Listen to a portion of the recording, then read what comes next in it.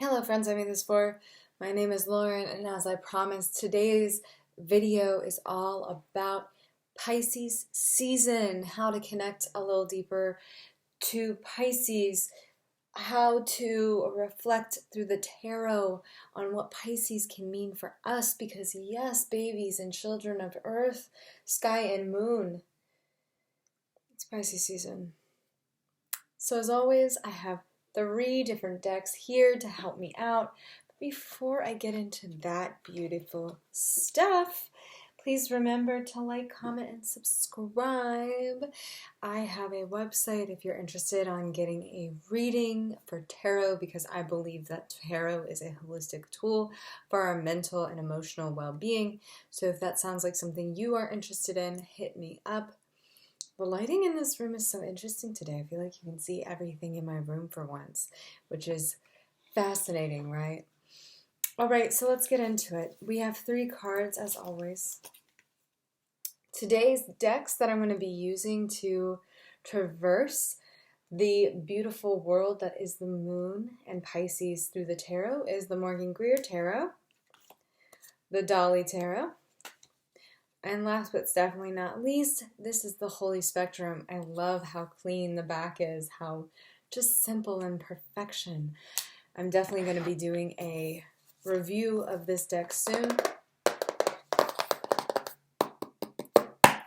So please make sure you stick around for that in the near future. But with that said,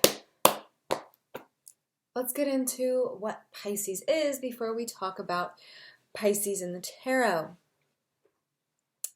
Pisces is often associated with the dreamer, that kind of archetype.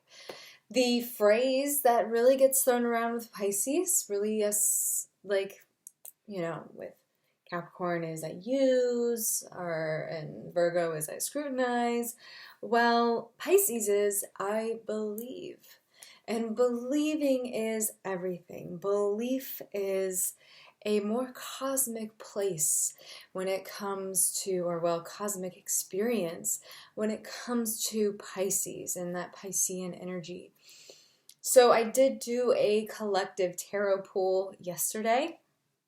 I'll link that in the description box down below along with my website. Keep it cool, keep it real. But yeah, let's actually talk about what Pisces is, because it is the dreamer, it's I believe, it's mutable water, and it is the last sign of the zodiac before we start the process over again with Aries and that spark of life. So to me, Pisces is truly, absolutely the most primordial goo, most primordial stew of wisdom and knowledge and dreams and subconscious and just everything that the whole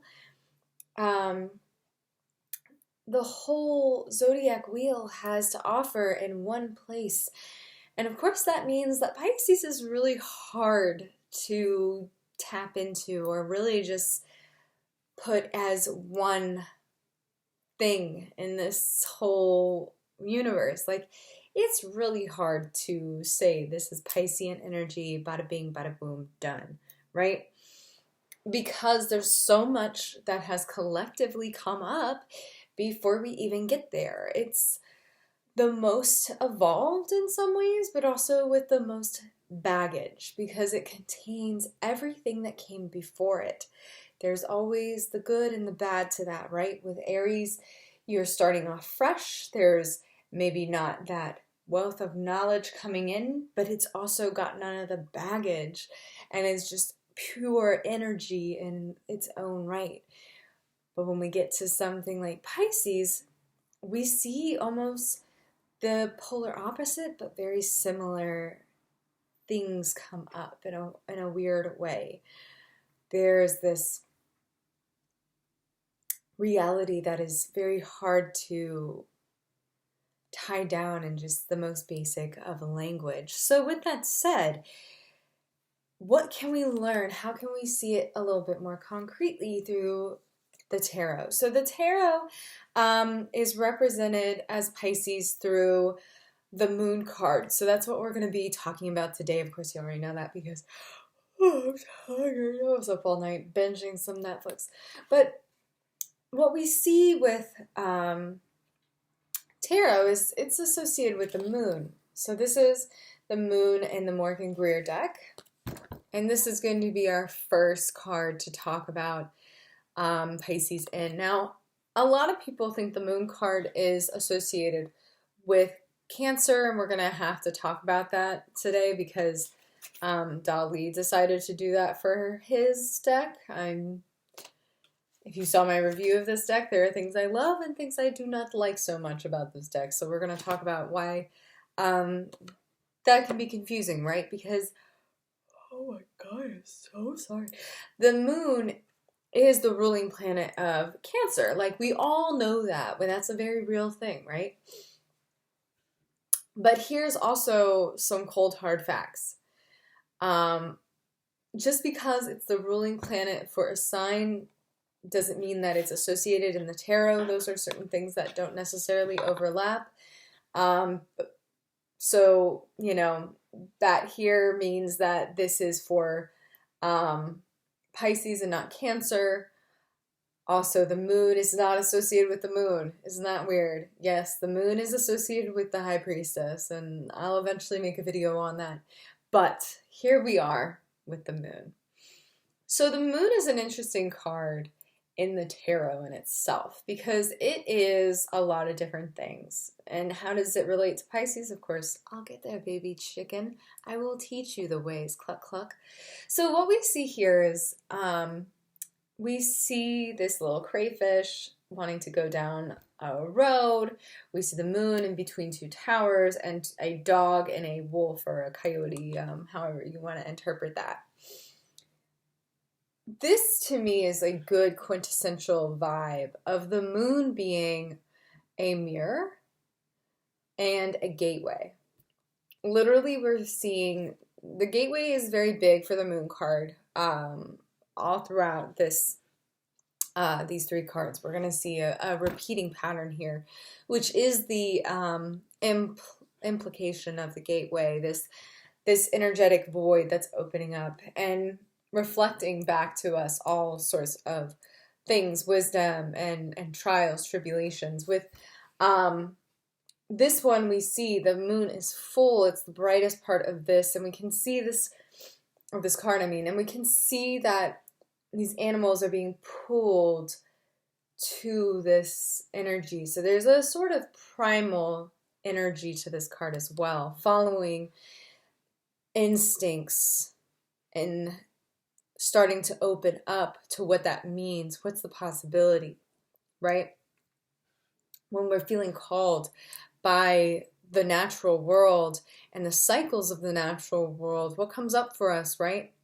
So with Piscean energy, with Pisces energy, this is kind of like the stepping into that primordial void. Again, primordial is the word I love with Pisces because it is so, I can't even say. It's just, it doesn't make any sense, but it makes so much sense. So we see these animals, this call to nature, and then we see the structures, right? There's this connection to structures in a lot of these cards. And so let's talk about those structures and how to move through them, because we're literally seeing a gateway, how to move through. Sorry, my nose is itchy. I'm not picking my nose. Shut up. We're literally seeing a gateway being opened up. These structures that are very, you know, these are man-made structures, and we can see this connection of moving past these certain structures in our lives into the space that is the moon, our reflecting light in the sky when things are most dark. So let's continue on to the Dolly Tarot. And of course, here we go. We see right here, Cancer sign. No friends, I don't read that way. If you do, cool beans, bro. And broettes. And bro-thems. But, not for me, not what we're here for. So yeah, we see these structures still. We see the illuminated moon here. We see a face in the moon, which is really interesting to me. We see this energy moving through. This almost like pull connection. Again, the crayfish is very common in this card. We see it again. That's a definite repeating pattern that you'll see in a lot of classic decks. But we see the crayfish kind of being pulled energetically, right? There's this energetic pull that's happening, this illumination of the city at night, this darkest dark, right? So the thing about mutable energy, we're moving out of winter, but we're still in it. So we're having to continue moving through these parts of winter where, it's not winter, it's winter. Winter when things become, if you're in the north like me, kind of daunting. It's been winter for so long, it feels like, when you have snow on the ground. So this connection to moving through this like part of the night where we find the illumination of the moon and draw us out and into the light. I also love the crayfish just on a personal level because coming from Texas, we call them mud bugs sometimes, right? So mud bugs, they crawl into the mud and make their little homes, and they come out occasionally, you know, they do their little thing. And there's that connection to me of like going within is very Piscean, right? So that's very perfect for when we're looking at the moon, when we're talking about Pisces and these energies around this card. It makes sense to me. It really, really does. So there's another element to Pisces and this Piscean energy. And we can see it here in our last card of the day, the Holy Spectrum Tarot. Or the tarot for the Holy Spectrum. The point is, it looks like this. You need to buy it.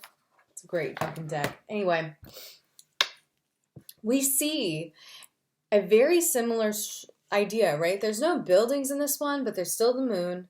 There's two structures that are kind of like reminding us where the limit exists. Again, when I see physical things within a tarot card, I usually take that as like, how are we traversing our physical world?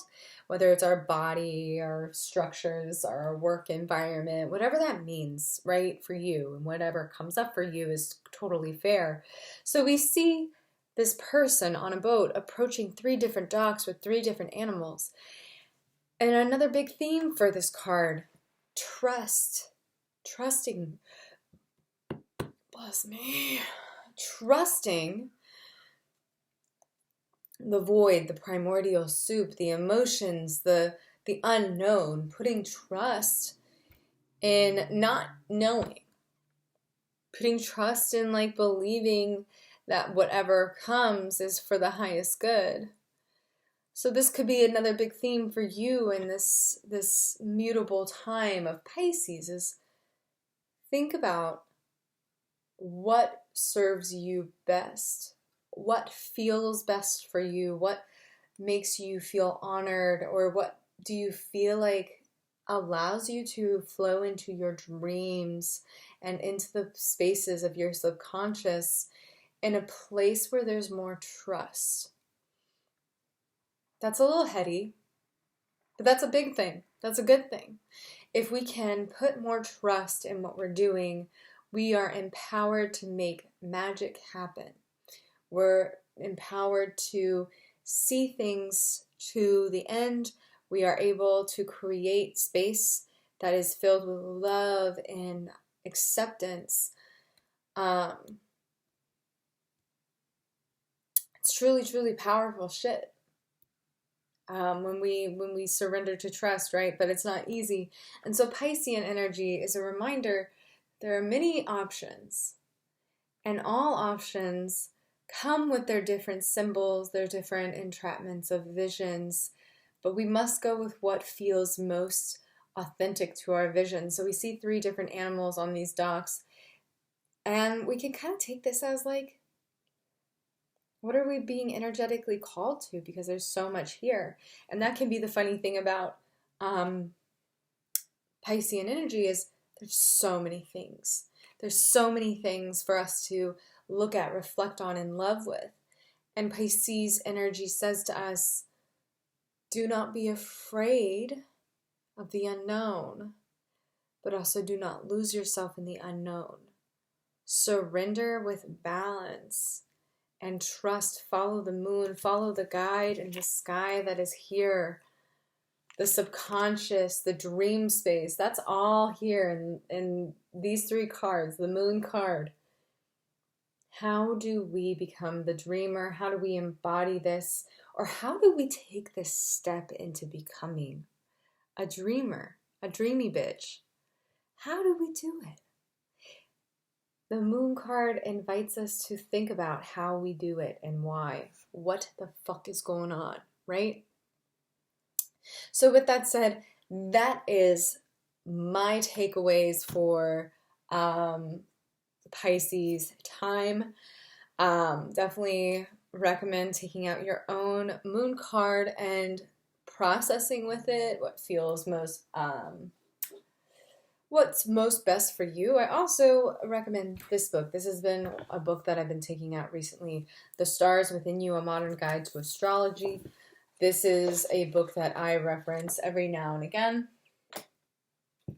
because I was just looking at Pisces before this video, so definitely recommend this book if you're interested in getting a little more into astrology. But again, if you're into tarot, definitely hit like, comment, subscribe. And lastly, thank you for being here. If you want to work with me, I want to work with you too. You can find me everywhere at subnormalchild, subnormalchild.com. Subnormalchild everywhere. I'm selling stickers soon. So if you want stickers and shit, hit me up. And have a beautiful Pisces season, my bitches. And friends, thems, and everyone in between. Get this deck. Stop fucking around. A review for this one coming soon.